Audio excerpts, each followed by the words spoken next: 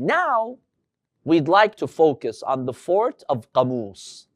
This one was the most important fort to liberate.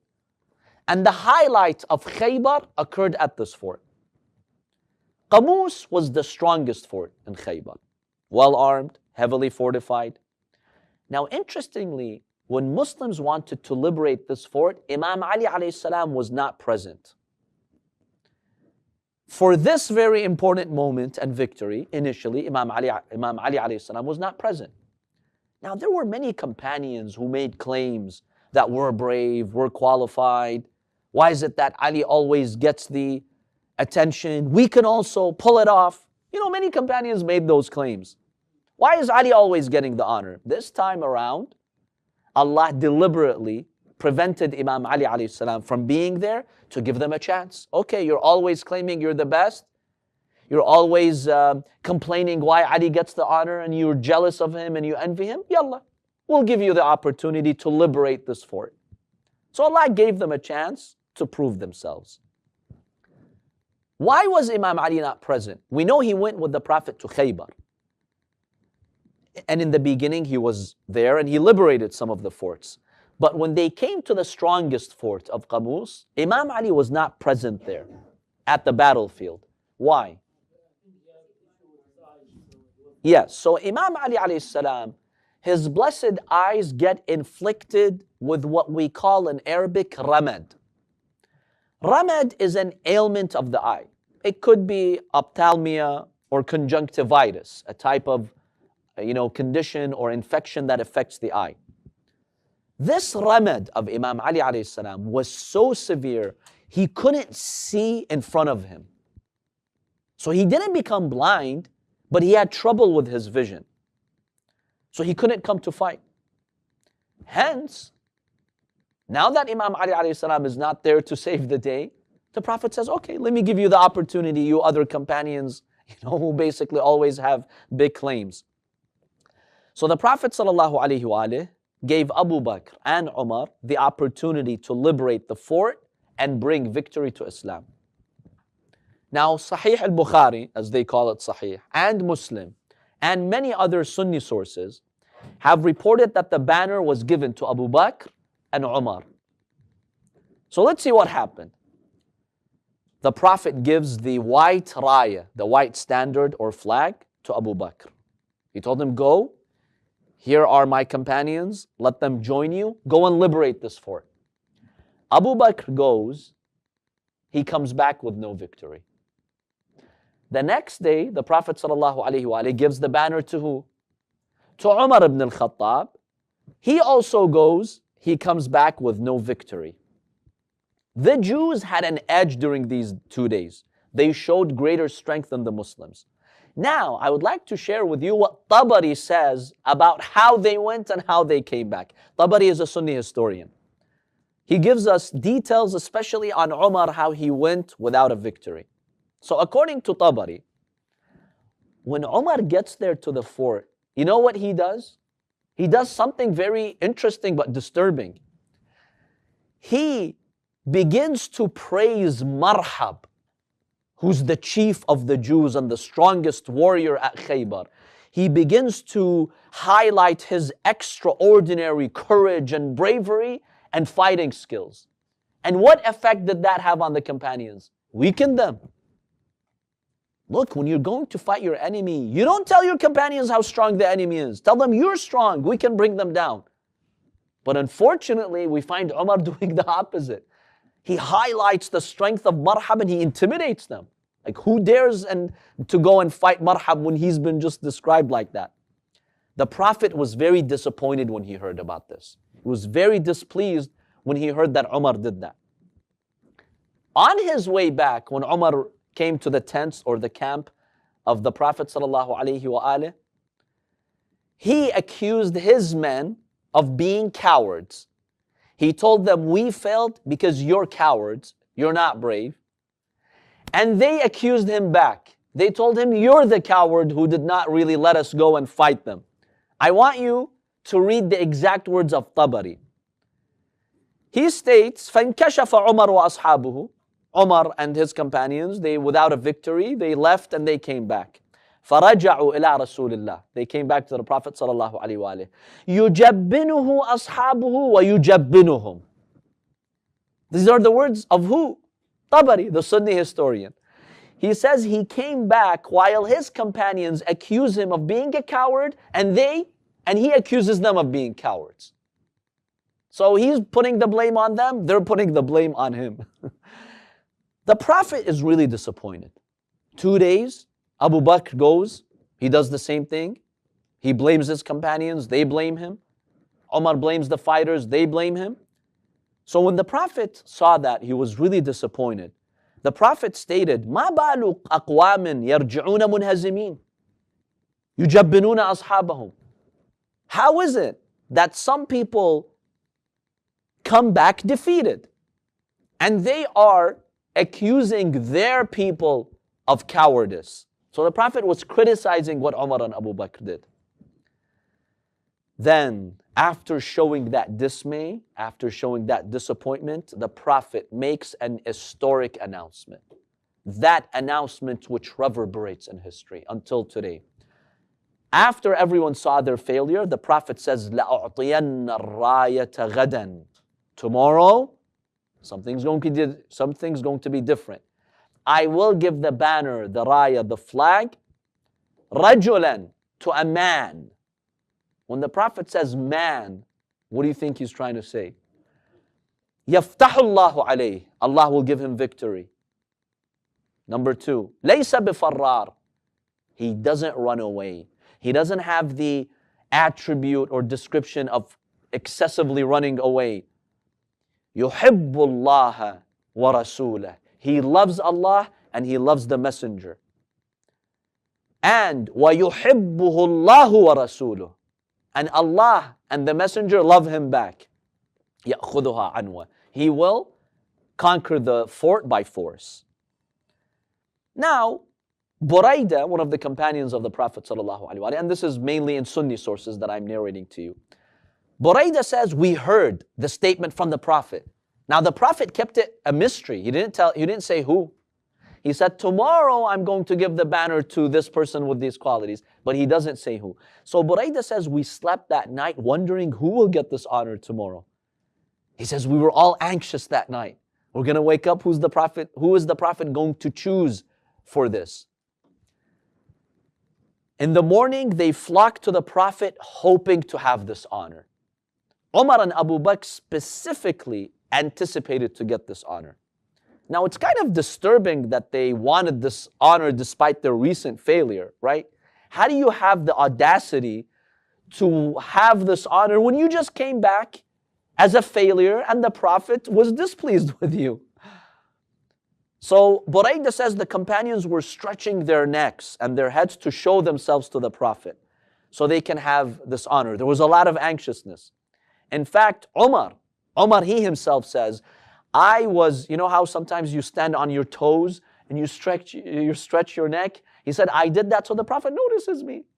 So he sees me in the crowd and hopefully I can get the honor.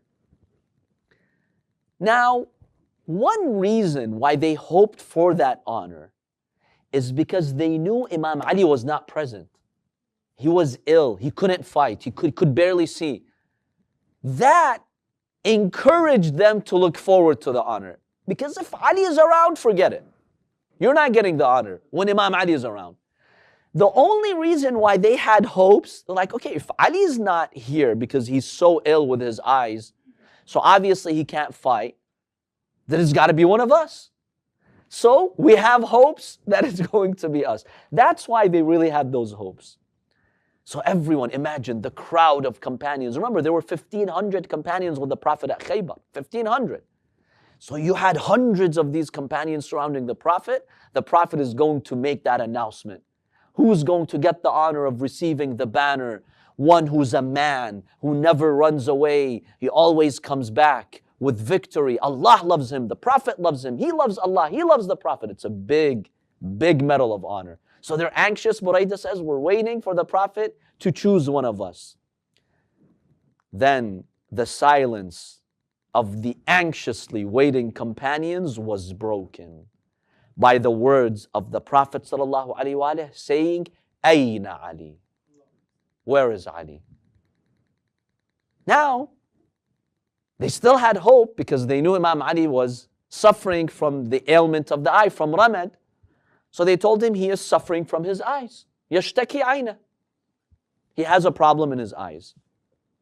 So Imam Ali alayhi salam was inflicted with ramad such that he could not see. Some reports indicate he was in a tent, maybe preparing some food only, if he sees something very closely to him, he could, deal with it. So the Imam was still being helpful despite his eye condition. So when they tell him that Ali is suffering from the condition of the eye and he can't be here, the Prophet says, go and bring him to me. I want Ali ibn Abi Talib here. Go and bring it.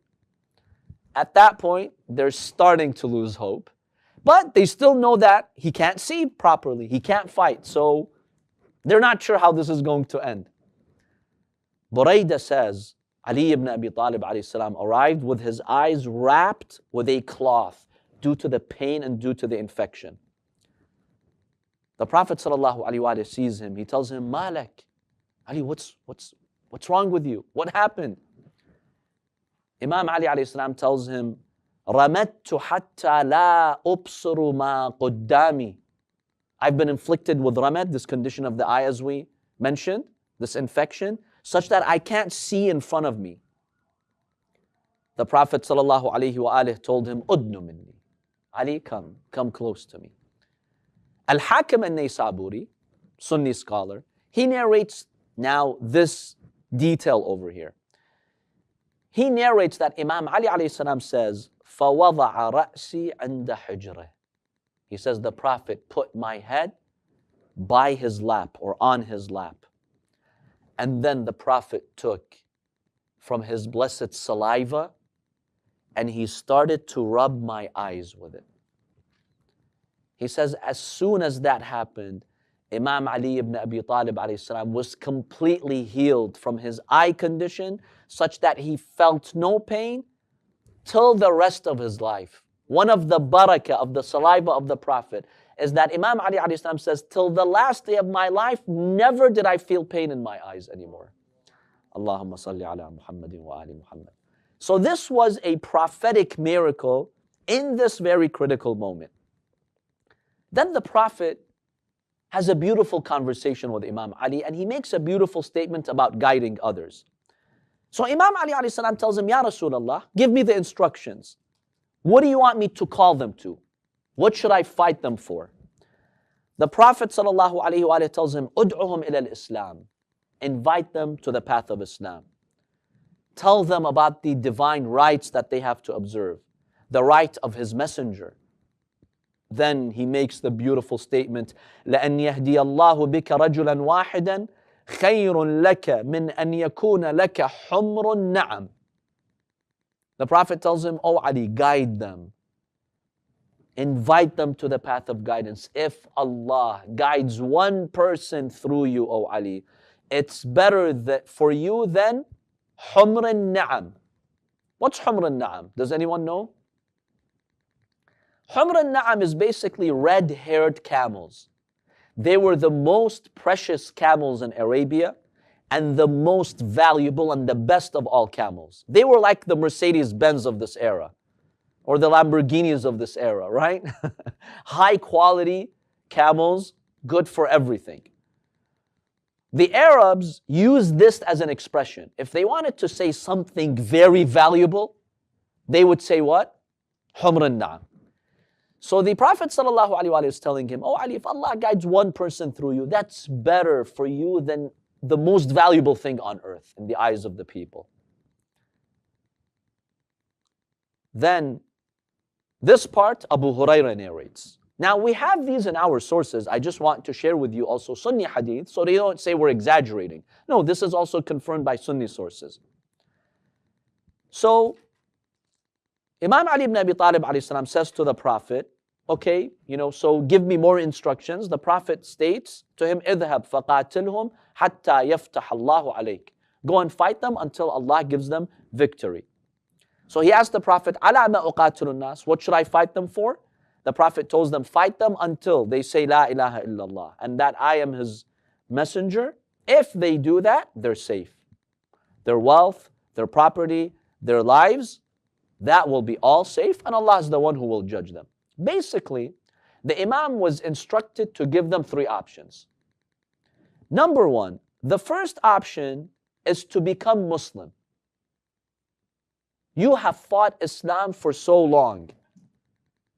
You have caused so much controversy. Remember, the Khaybaris are the ones who started the battle of Ahzab, almost uprooting Islam. Become Muslim, and that's it. Let's be friends, let's be brothers in faith. They rejected. They said, no, we're not leaving the Torah. We're not leaving our religion. The Imam says, okay, I give you another option. You can stay as Jewish people. We're not forcing you to convert. Give up your arms. You're a threat to our security.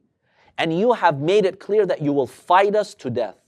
Give up your arms and pay the jizya, pay the tax, and live peacefully. In fact, you will live under our protection.